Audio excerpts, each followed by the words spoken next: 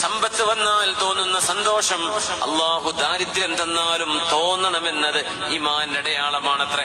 എന്തുകൊണ്ട്? സമ്പത്തും ദാരിദ്ര്യവും ഇതൊന്നും അള്ളാഹുവിന്റെ തൃപ്തിയുടെയോ അള്ളാഹിന്റെ ദേശത്തിന്റെയോ അടയാളമല്ല.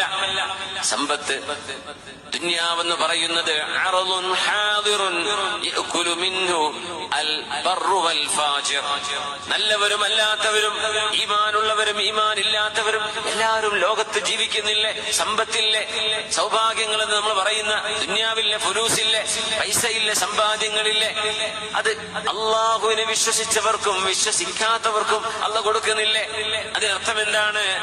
അള്ളാഹുവിന്റെ പൊരുത്തത്തിന്റെ അടയാളമല്ല അള്ളാഹു സമ്പത്ത് നൽകുന്നത്. അത് ആർക്കും അള്ളാഹ് കൊടുത്തേക്കും. ഒരു ഈച്ചയുടെ ചിറകിനോളം അള്ളാഹു ഈ ലോകത്തിന് പൈസക്കോ ആർഭാടത്തിനോ വില കൊടുക്കാത്തത് കൊണ്ടാണ് അള്ളാഹുവിനെ വിശ്വസിക്കാത്ത ആളുകൾക്ക് പോലും ഈ ദുനിയാവ് അള്ളാഹു നൽകുന്നത് എന്ന് പുണ്യനബി പറഞ്ഞിട്ടുണ്ട് സല്ലല്ലാഹു അലൈഹി വസല്ലം.